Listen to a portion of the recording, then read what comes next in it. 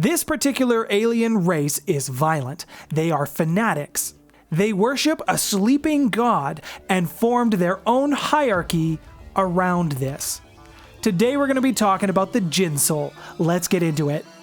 For thousands of years, the Jinsul viewed conquest and survival as the calling of their god, Kadrical. Those who believed him viewed their superiority as the proof that he exists. But there was also a group within the Jinsuls who believed that because they were surviving and because they were existing, that this was the abandonment of their god. The Jinsuls did turn their back on Kadrical for a short period, and now they view ritual sacrifice as a way to get back in his good books. These guys terrify me. Kadrical is a deity who raised a golden shield around their entire solar system of this golden energy. They called it the God Shield, and the Jinsuls built their temples to worship Kadrical for doing this.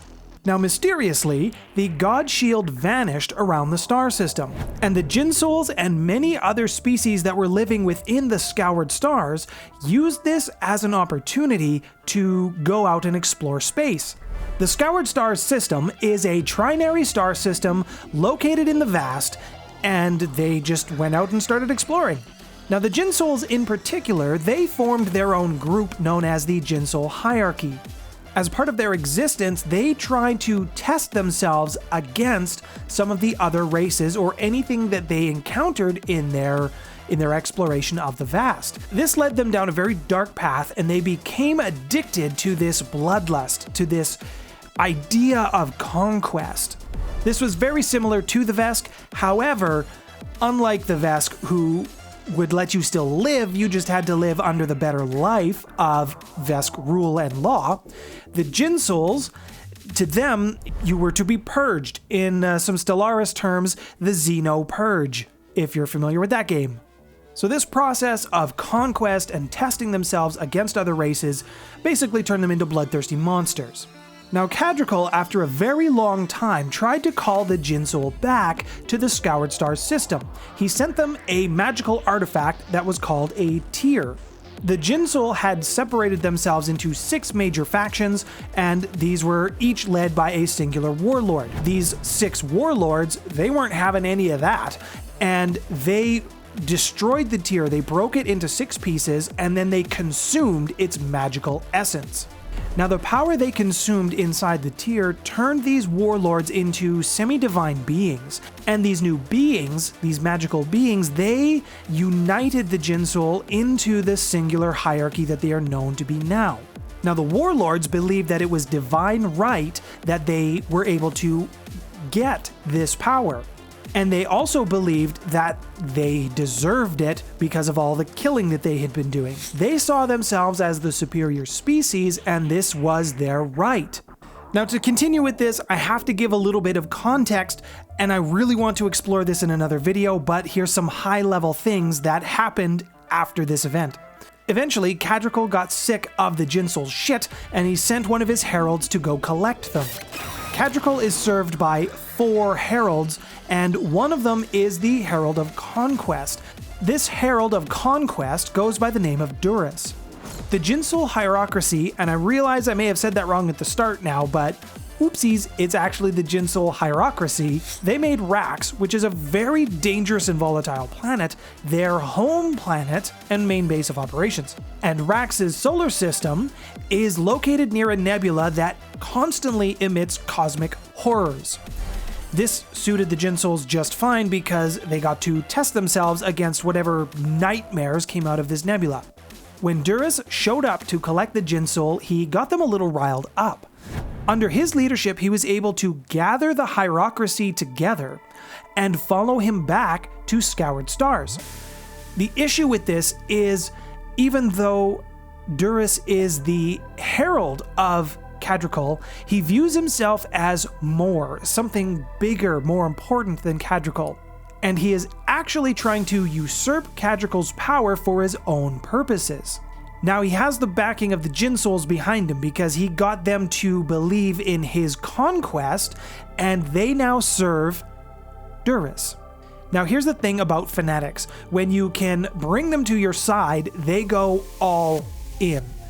And the Jinsuls, to prove how on board they were with this new change of management, the Jinsuls set fire to their home planet. All of the cities, they razed it to the ground. There was nothing for them to go back to. And those warlords that used to unite the Jinsuls, well, the 6 warlords were branded as heretics, they were tortured, and then they were strapped to the front of Dhurus' ship, and that's basically where they stayed, alive, tied to the ship, as a sign that if you see them coming, this is bad news for you.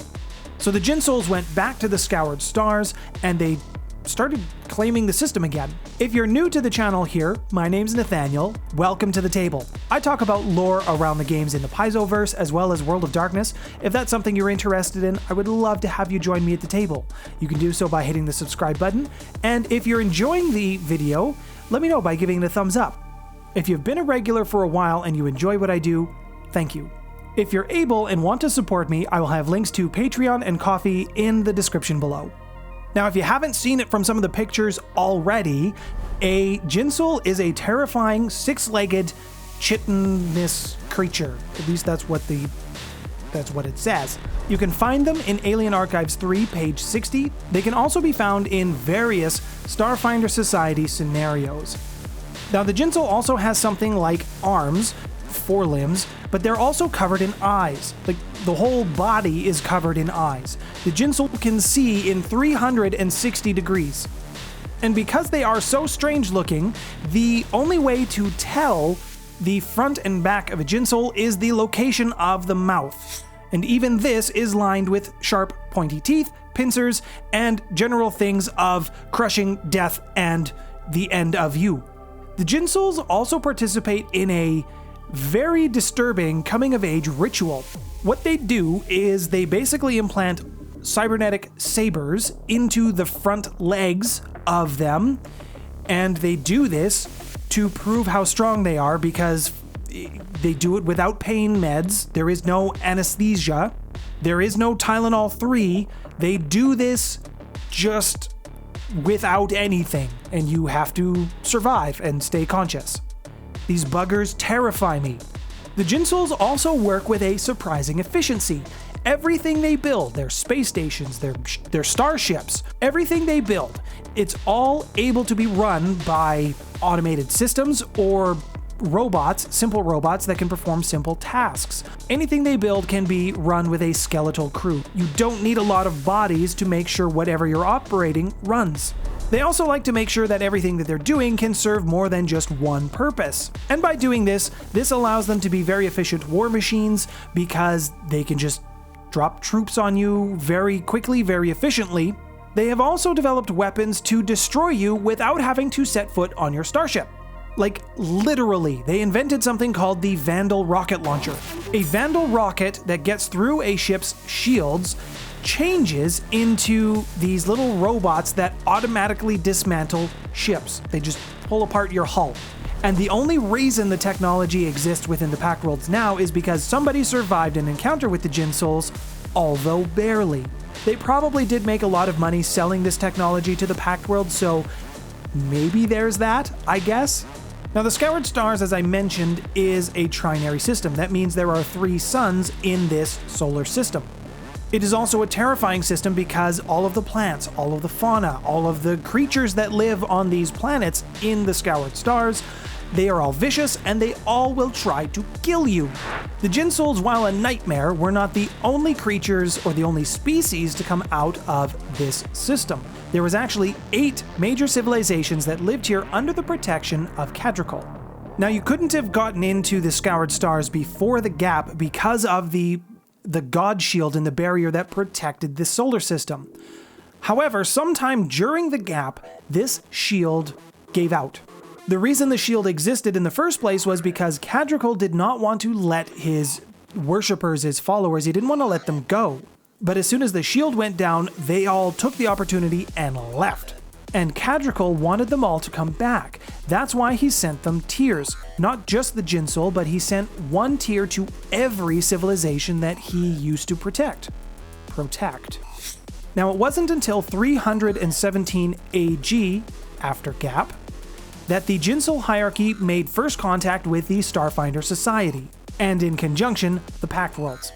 This did not go well for the Starfinder Society. If you'd like to learn a little bit more about the Scoured Stars incident in the Starfinder Society, I have a video on the screen for you now. Thank you to all of my patrons who have supported me thus far and continue to support me. Thanks for stopping by, everyone.